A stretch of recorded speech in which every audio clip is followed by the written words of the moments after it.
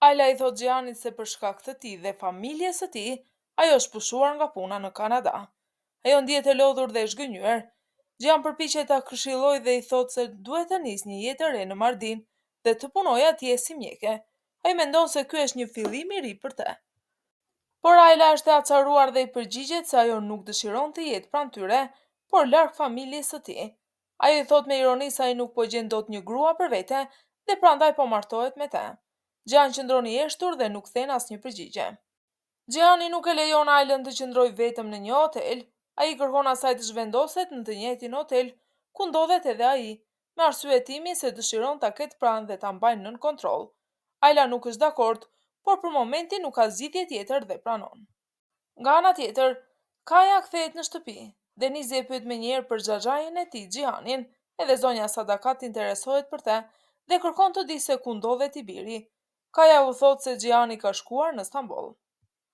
Sadakat e merr në telefon Xhihanin dhe i thot me ton të prerë që të kthehet menjëherë në konak dhe ta lërë Aylën të veprojë si të dëshirojë, pa e ndjekur nga pas. Ajo insiston që ai po bën një gabim të madh. Xhihani nuk dëshiron ta vazhdojë diskutimin, ai përgjigjet shkurt se është duke bërë dush dhe se është ftohtë. Prandaj ja mbyll telefonin nënës së tij. Ayla e merr në telefon Denizin, me zë të dridhur i tregon se sa shumë i mungon dhe sa mall ndjen për të. Denizi përgjigjet se edhe atë e ka marrë malli për nënën e tij dhe se dëshiron ta shohë. Në atë moment ndërhyn zonja Sadakat, ajo i merr telefonin nga dora djalit dhe ndërpret menjëherë telefonatën. Ayla nga ana tjetër e linjës fillon t'i lutet Sadakatit që ta lejojë të flasë edhe pak me të birin, por zonja Sadakat i përgjigjet ftohtë dhe prerë, duke i thënë se telefoni dhe Denizi nuk janë më të sajat dhe se ajo nuk ka me asnjë të drejtë të lidhet me djalin. Telefonata ndërpritet. Ayla shpërthen në lot. Gjan duke parë gjendjen e saj, i kërkon të qetësohet, por Ayla largohet e thyer dhe e lënduar.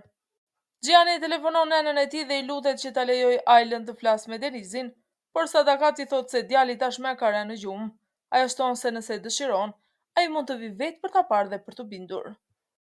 Ayla e shkatëruar nga dhimbja e ndarjes nga i biri, shkon në një bar. Ai fillon të pi për të harruar dhimbjen që ndjen.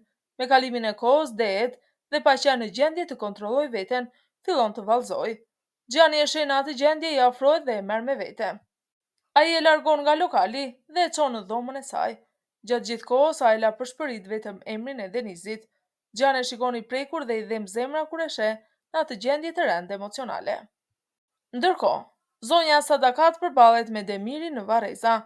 Demiri fillon ta ironizojë, duke i thënë se Xhihan po vrapon pas Aylës në Stamboll dhe se shumë shpejt do të ketë dasëm.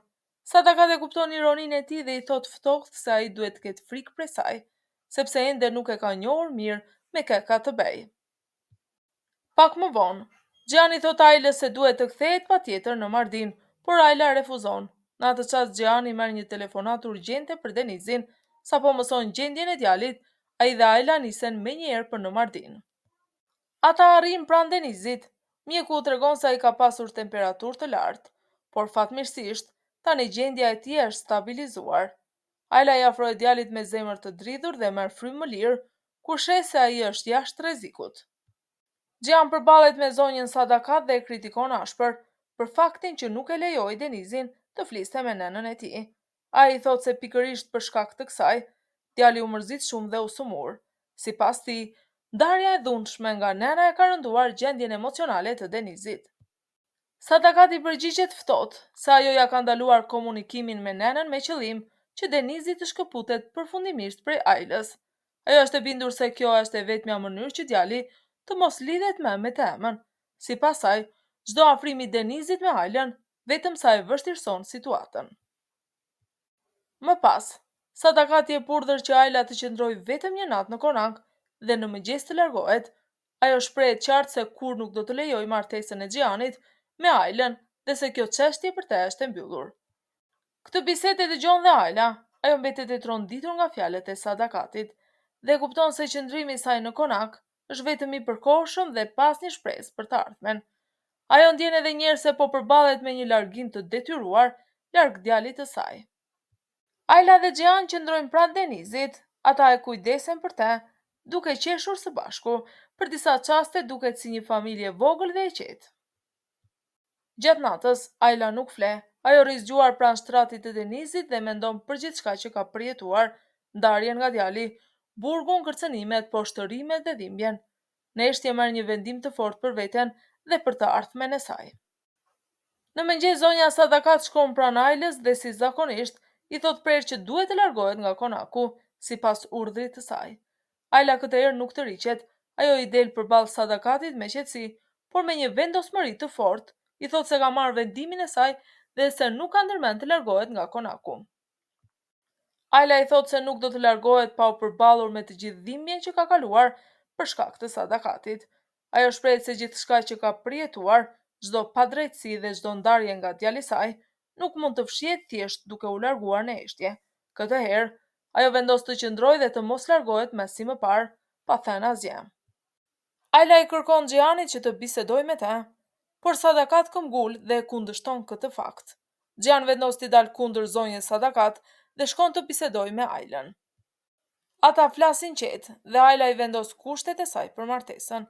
Ajo kërkon që Denizi të shkollohet pa pengesa, të ketë të drejtën të vendosë vetë për jetën e tij kur të mbush 18 vjeç dhe që ajo të rifillojë punën si mjeke.